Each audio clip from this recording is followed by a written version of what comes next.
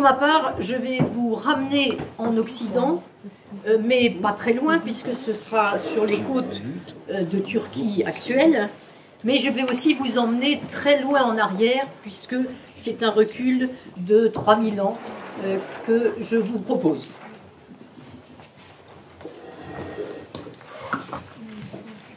Au commencement était Homère, pourrait-on dire, à propos de la naissance de la littérature européenne. C'est en effet en langue grecque archaïque et dans le genre poétique épique que nous ont été transmis les textes les plus anciens de notre patrimoine littéraire. 2 épopées représentant un total de 26 000 vers, des hexamètres dactyliques, et se rattachant à ce qu'on appelle le cycle troyen, c'est-à-dire relié à la guerre de Troie. Nous nous proposons de présenter l'état actuel de ce qu'on appelle la question homérique, qui replace la naissance de l'épopée entre littérature orale et écriture, et s'efforce de présenter la figure légendaire, de préciser la figure légendaire de l'auteur présumé de l'Iliade et de l'Odyssée, et de la geste troyenne à laquelle ces œuvres appartiennent. Nous ferons ensuite appel à Homère lui-même, qui, mettant en scène Démodocos, l'aède de la cour d'Alkinoos au chant 8 de l'Odyssée, révèle les détails de cette pratique archaïque de poésie chantée, pratique qu'il évoque aussi avec l'aède Phénios de la cour d'Ulysse lui-même à Ithaque. Nous étudierons enfin rapidement l'influence qu'aura cette poésie épique primitive, tant en Grèce classique qu'à Rome, et dans les littératures européennes ultérieures. La question homérique. Si l'existence d'Homère n'a jamais été mise en doute par les anciens, il n'en est pas de même pour les modernes, qui depuis le XVIIe siècle s'interrogent et se querellent, la fameuse querelle des anciens et des modernes. La tradition ancienne attribue à un poète de génie appelé Homère non seulement l'Iliade et l'Odyssée, mais 2 poèmes satiriques et des hymnes. L'étude comparative et critique de tous ces textes laisse penser que même les 2 fameuses épopées pourraient bien être d'auteurs différents. L'Iliade semblant refléter une langue et une vision du monde plus ancienne de quelques générations que l'Odyssée, cette dernière pouvant avoir été composée à la fin du 8e siècle avant notre ère. Les autres poèmes attribués au même Homère paraissent plus tardifs, 7e, 6e siècle et jusqu'au 3e pour certains hymnes. Le poète serait originaire d'Asie mineure, de la côte ou des îles avoisinantes. Plusieurs villes ioniennes, Chios, Smyrne, Cumée ou encore Colophon, se disputent son origine. La légende veut qu'il ait été aveugle, sans doute comme l'Aède qu'il met en scène dans l'Odyssée. La cécité est souvent liée au don de prophétie, comme c'est le cas pour le devin Tirésias.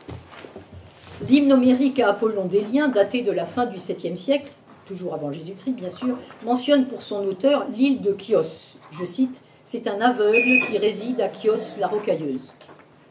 Or, c'est à Chios que se trouve, dès le 6e siècle, mais peut-être déjà plus tôt, une école de rhapsodes qui s'appelle Homéride, c'est-à-dire descendant d'Homère, sur lesquels nous reviendrons. Les théories les plus fantaisistes ont circulé sur l'identité de ce poète. La plus originale, sans doute, étant due à l'anglais Samuel Butler, qui, à l'extrême fin du XIXe siècle, imagina, preuves à l'appui, enfin preuves c'est à voir, que l'auteur de l'Odyssée était une jeune femme sicilienne, vivant au Xe siècle avant notre ère, et qui se serait représentée elle-même dans le personnage de Nausicaa. En fait, l'étude philologique repose sur un postulat à remettre en cause.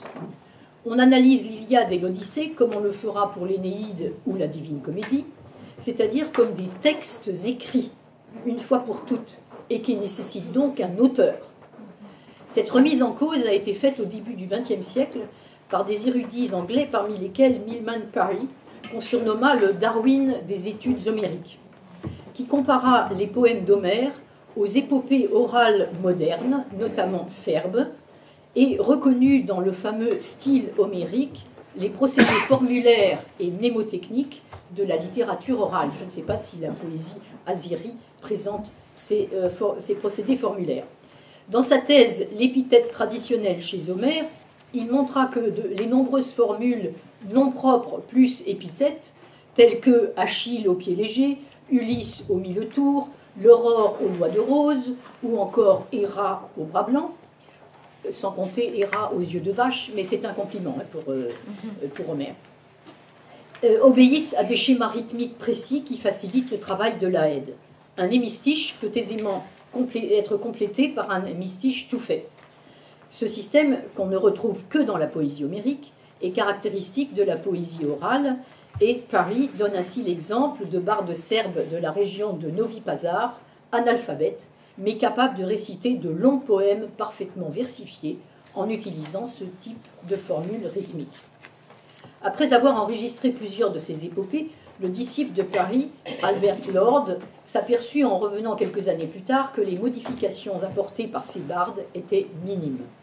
La versification est bien un moyen d'assurer une meilleure transmission des textes dans une culture orale. Ces recherches ont inspiré le roman de l'écrivain albanais Ismail Kadare, Le dossier H, daté de 1981, qui évoque les études vers 1930 de deux spécialistes irlandais d'Homère sur des rhapsodes albanais capables d'improviser de longs récits en vers en s'accompagnant d'une sorte de vielle. Si le texte écrit semble fixé peut-être par un, voire deux Homère, au 8e siècle, date de l'apparition de l'écriture alphabétique en Grèce, dans une langue volontairement archaïsante, il hérite sans doute d'une longue tradition orale qui remonte sinon à la nuit des temps, du moins à un passé lointain devenu légendaire. Comme nous l'avons dit, l'Iliade et l'Odyssée appartiennent au cycle troyen, et l'on peut se poser la question, et la guerre de Troie? La guerre de Troie a-t-elle réellement eu lieu? Si oui, quand? Et pourquoi? Pour les anciens, grecs de l'époque classique et romains, la guerre de Troie a bel et bien eu lieu, et l'emplacement sur la côte d'Asie mineure, à l'entrée de l'Hellespont, en Turquie actuelle, était visité par les touristes de l'époque, comme l'était le tombeau d'Achille et un sanctuaire consacré à Hector.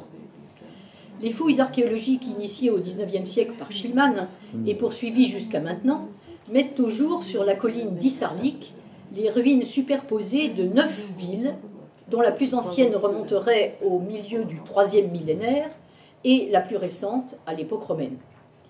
Une cité très importante, la Troie numéro 6, daterait du milieu du deuxième millénaire, moins 1500, et un incendie aurait détruit la strate suivante correspondant à la Troie 7.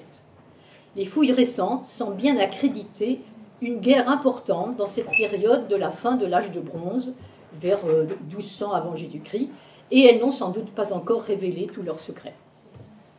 L'enlèvement de la belle Hélène, la plus belle femme du monde, par Paris, cause première de la guerre légendaire, ne saurait naturellement avoir des confirmations archéologiques, mais fait partie du fond primitif du cycle troyen.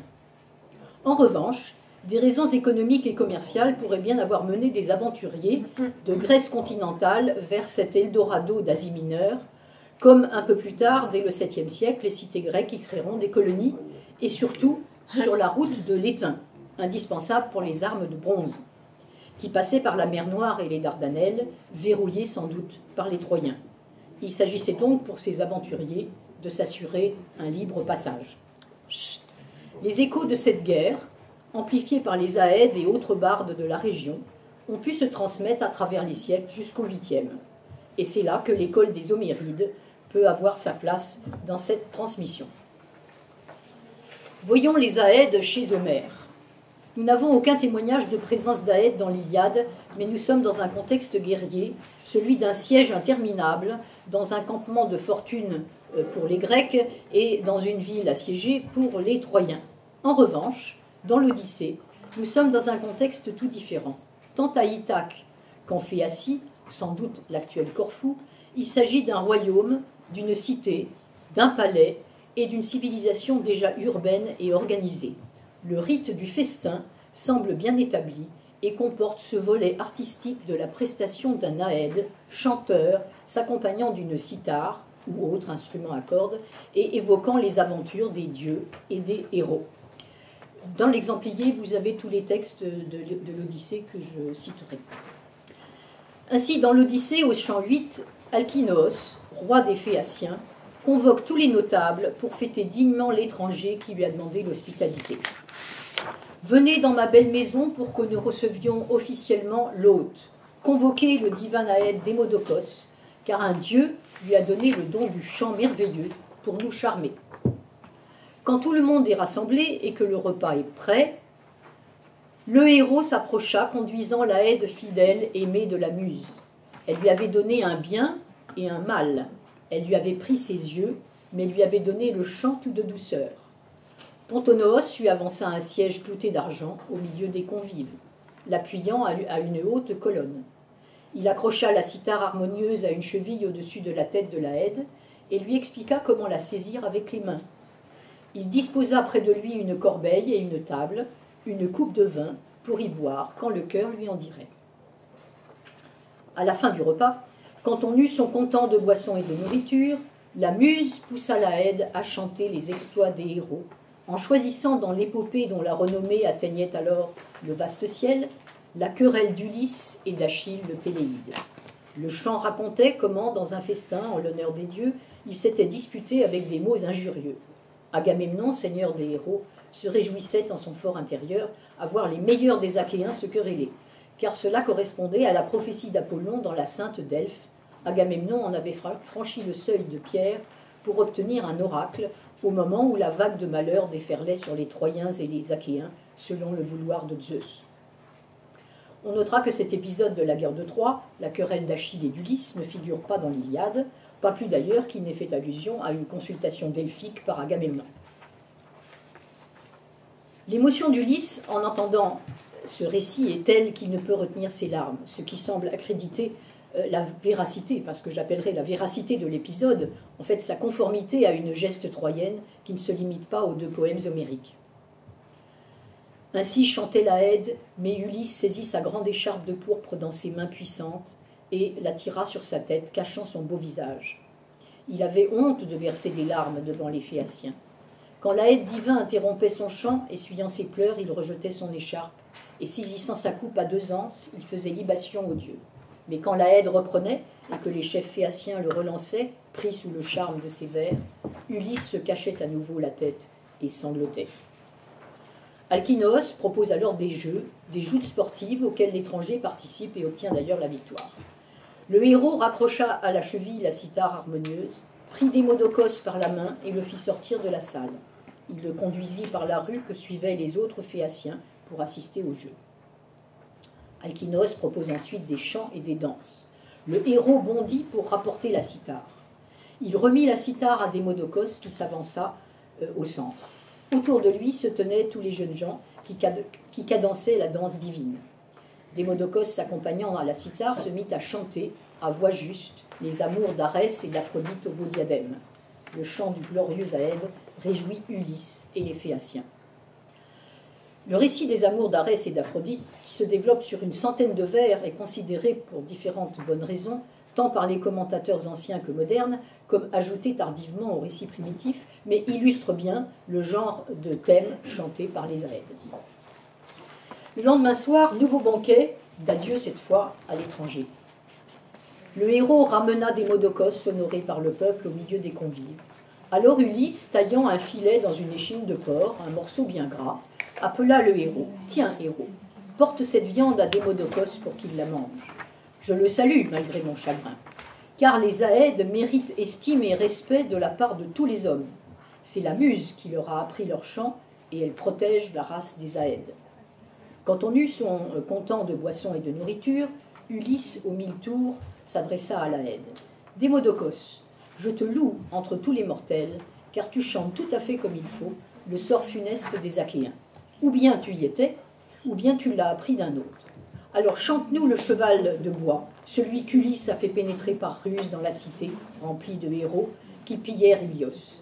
Si tu chantes tout cela, point par point, j'irai dire partout que c'est un dieu qui t'a fait don de ton chant merveilleux. » L'Aède alors préluda par un hymne en l'honneur du dieu, puis prit le récit au moment où les Achéens, sur leur bateau bien ponté, s'étaient embarqués et s'éloignaient. Mais leur chef était resté à Troie, caché dans le cheval, que les Troyens eux-mêmes avaient tiré sur l'acropole. Il chanta ensuite comment les chefs achéens, jaillis du cheval, avaient pillé la ville, comment chacun avait saccagé ses quartiers, comment Ulysse, semblable à Arès, avait accompagné Ménélas à la maison de Déiphobe, et après l'avoir affronté en un combat mortel, avait obtenu la victoire. Ainsi chantait l'illustre Aède, mais Ulysse fondait en pleurs, les larmes coulaient sur ses joues. Là encore, l'épisode du cheval de Troie ne figure pas dans l'Iliade qui se termine avec les funérailles d'Hector. Ce passage contient en outre une définition intéressante du rôle de l'Aède. Je reprends, les Aèdes méritent estime et respect de la part des hommes. C'est la muse qui leur a appris leur chant et elle protège la race des Aèdes. J'irai dire partout que c'est un dieu qui t'a fait don de ton chant merveilleux. Les Aèdes sont inspirés par Apollon et les muses. D'ailleurs, tout chant commence par une invocation au dieu ou à la muse. L'Aède alors préluda par un hymne en l'honneur du dieu, puis prit le récit au moment où. Si nous prenons le début de l'Iliade, nous avons exactement le même schéma. Chante, muse, la colère d'Achille, fils de Pélée, commence au moment où le roi souverain Agamemnon et le divin Achille se querellèrent. De même, l'Odyssée commence par une invocation à la muse. Chante, ô muse, le héros aux 1000 tours qui a enterré sur terre après avoir pillé la ville sainte de Troie. Déesse, fille de Zeus, débute où tu veux et raconte-nous l'histoire, à nous aussi. L'Aède se présente comme habitée par la muse. Il n'est qu'un simple intermédiaire entre le dieu, Apollon, ou la déesse, la muse, et les hommes. Comme nous le voyons pour Démodocos au chant 8, la muse poussa l'Aède à chanter les exploits des héros. L'inspiration divine est clairement reconnue et vantée comme telle. C'est la muse qui t'a instruit ou encore Apollon. C'est la muse qui leur a appris leur chant. Un autre Aède apparaît au début et à la fin de l'Odyssée. Il s'agit de Phémios, Aède à la cour d'Ulysse à Ithaque. Le palais d'Ulysse est aux mains des prétendants qui enchaînent banquet sur banquet en attendant que Pénélope choisisse l'un d'entre eux pour époux. Quand les prétendants eurent leur content de boissons et de nourriture, ils eurent envie de chant et de danse, plaisir des festins. Le héros plaça la cithare entre les mains de Phémios, l'Aède qui chantait pour les prétendants par contrainte. Phémios, tout en jouant, commença à chanter harmonieusement. L'Aède illustre était en train de chanter, tous l'écoutaient en silence. Il chantait le triste retour des Achéens imposés par Pallas Athéna. Pénélope, réfugiée à l'étage dans ses appartements, l'entend et descend lui demander de chanter autre chose. Phémios, tu connais bien d'autres chants, sortilèges pour les mortels, exploits des héros et des dieux que célèbrent les Aèdes. Chante-en un et que l'on boive son vin en silence. Mais cesse ce chant lugubre qui me ronge le cœur d'une douleur éternelle. Télémaque intervient alors pour prendre la défense de l'Aède. Mère, pourquoi cette colère contre l'Aède très fidèle? Pourquoi l'empêcher de nous ravir au gré de son inspiration? Ce ne sont pas les Aèdes qui sont coupables, mais Zeus. Ne t'en prends pas à Phémios de chanter le triste destin des Achéens. Les gens apprécient toujours les chants les plus récents. La dernière remarque est intéressante car elle contient une référence chronologique relative. Les retours des héros sont en quelque sorte de l'histoire récente par rapport à la guerre de Troie elle-même ou encore à des légendes mythologiques. Et ces retours sont particulièrement appréciés des auditeurs. Lorsqu'Ulysse est rentré à Ithaque, il arrive au palais déguisé en mendiant et après avoir révélé son identité à son fils Télémaque, est invité par lui à participer au festin des prétendants, à la fin duquel il les massacre tous, ainsi que leurs devins Léodès et les servantes qui leur étaient favorables. Phémios, protégé par Télémaque, échappe de justesse à la mort. L'Aède Phémios, lui, cherchait à éviter la mort sombre. Il n'avait chanté pour les prétendants que sous la contrainte. Il tenait la cithare bien serrée dans ses bras et hésitait. Il se décida à poser l'instrument entre un siège clouté d'argent et le grand cratère. D'un bond, il fut au pied d'Ulysse et lui dit « Ulysse, je te supplie d'avoir pitié et de m'épargner. Tu auras du remords si tu m'égorges, moi l'Aède qui chante pour les dieux et les hommes. Personne ne m'a appris mes poèmes, c'est un dieu qui inspire à mon esprit des chants de toutes sortes. Je saurai composer un hymne pour toi comme pour un dieu. » Nous avons là encore une présentation moins détaillée, mais conforme au rôle de l'Aède à la cour d'Alkinoos. Phémios se définit en outre clairement « Personne ne m'a appris mes poèmes, c'est un dieu qui inspire à mon esprit des chants de toutes sortes. » Curieusement, nous trouvons encore dans l'Odyssée une allusion au sortilège, au charme du chant incarné par les sirènes, qui voulurent, dit-on, rivaliser avec les muses. De fait, Ulysse, instruit sur leur pouvoir maléfique, se fait attacher au mât par ses marins afin de goûter leur chant. Et que chante-t-elle? La guerre de Troie. Je cite, il s'agit du chant 12, vers 50-53. Aucun homme n'a dépassé notre île sur sa nef noire sans écouter notre douce voix. Puis il s'éloigne plein de joie et sachant de nombreuses choses.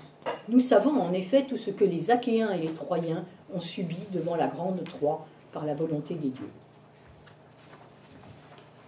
Voyons un peu l'influence et la postérité d'Homère en Grèce classique.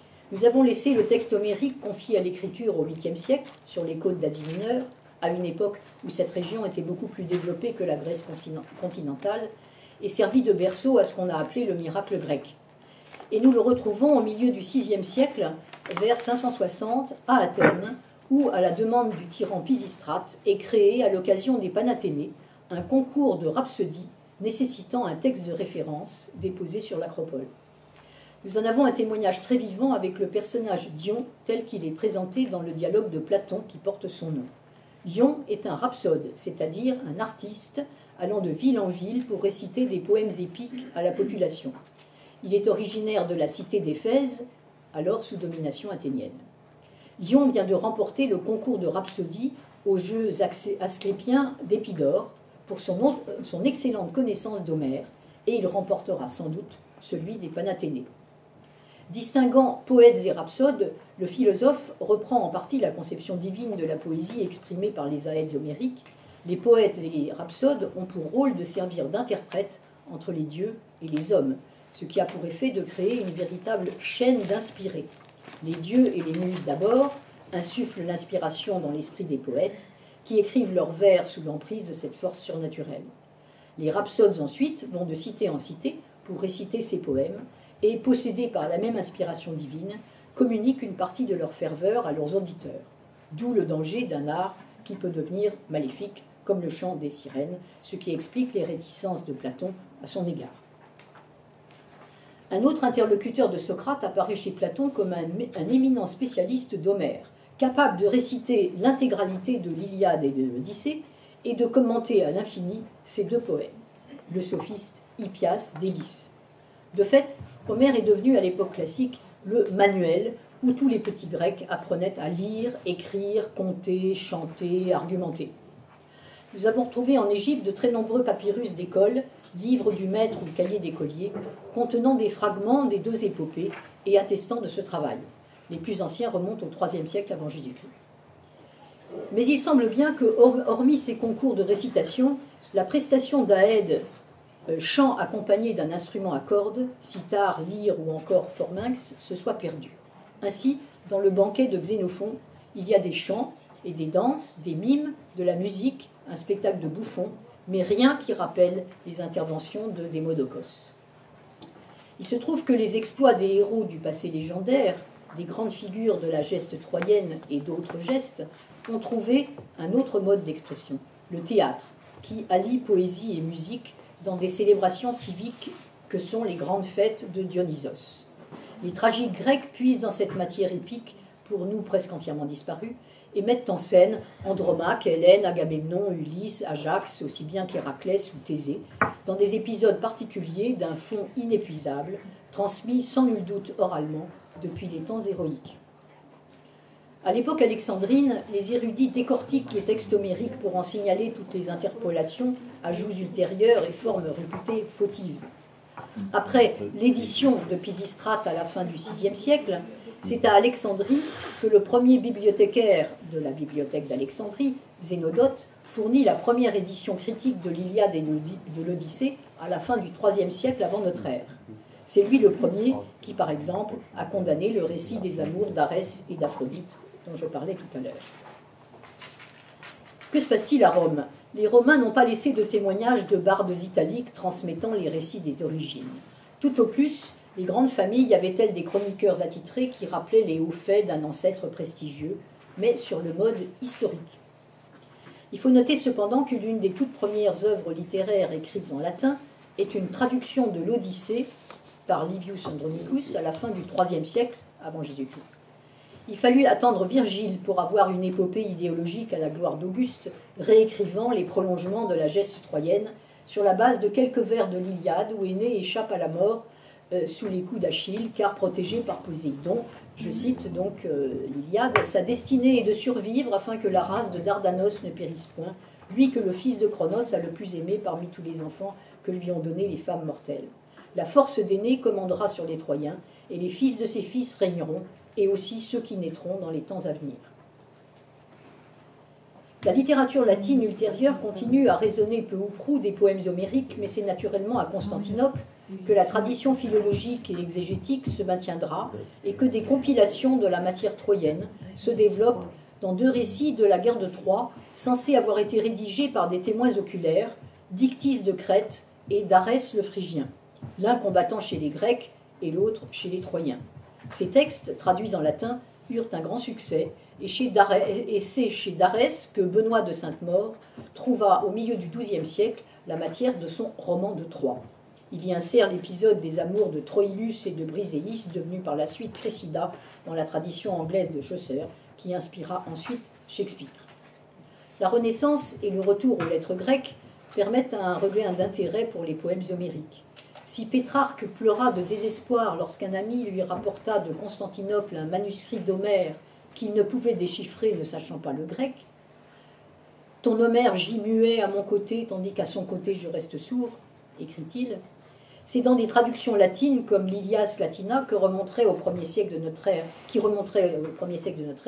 puis très vite en apprenant le grec, que les humanistes italiens se réapproprient la poésie homérique, dont l'édition Princeps florentine date de 1488. Ils seront suivis bien sûr par les humanistes, l'ensemble des humanistes européens, et on peut rappeler le poème de Du Bellay, Heureux qui comme Ulysse. De Dante à Giraudoux, d'Offenbach à James Joyce, les échos plus modernes sont innombrables et prouvent que l'Iliade et l'Odyssée restent des références incontournables de notre patrimoine culturel européen.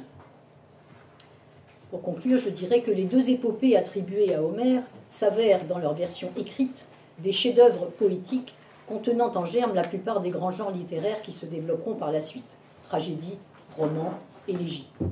Loin d'être des balbutiements primitifs d'une littérature en gestation, comme on a pu le penser, et le dire et l'écrire, elles présentent un degré d'achèvement qui en fait des modèles pour presque 3 millénaires de littérature européenne. Elles comportent cependant des marques importantes de leur préhistoire orale et permettent de reconstituer la genèse du genre épique. La construction en miroir de l'Odyssée le suggère grâce à la mise en scène des Aèdes d'Hémodocos et, dans une moindre mesure, Phémios. Il n'est sans doute en outre pas anodin de remarquer que c'est en Asie mineure que semble s'être développée à date très ancienne cette forme de littérature orale. L'Asie mineure est une terre de passage et de contact entre Orient et Occident. Dès le 8e siècle avant Jésus-Christ et jusqu'à l'invasion perse, l'Ionie est une région particulièrement prospère du fait de son commerce. On peut imaginer que de même que les influences babyloniennes et égyptiennes permirent le développement de la science grecque au 7e siècle, au 7e et 6e siècle avec l'école de Milet, les contacts avec des littératures orales plus orientales ont permis l'éclosion d'une épopée de langue grecque. Y aurait-il une influence, même indirecte, de l'épopée sumérienne de Gilgamesh ? Certaines ressemblances sont troublantes, mais peuvent relever d'une constante de la nature humaine plus que d'un emprunt direct. Pour terminer sur une touche celtique, je dirais qu'on sait que chez les Celtes, le barde fait partie de la classe sacerdotale au même titre que le druide et le devin. Or, chez Homère, dans l'Odyssée, lors du massacre des prétendants par Ulysse, 3 personnages lui demandent clémence, le devin, l'Aède et le héros. Le premier est exécuté, tandis que les 2 autres sont épargnés. Dans la société homérique, il n'y a pas de prêtre, et c'est le roi qui joue ce rôle. Mais le héros étant son porte-parole, il peut se substituer à lui. Ulysse épargne donc à la demande de Télémaque et le héros, et l'Aède, c'est-à-dire le porte-parole du roi prêtre et le poète, inspiré par les dieux. Je vous remercie.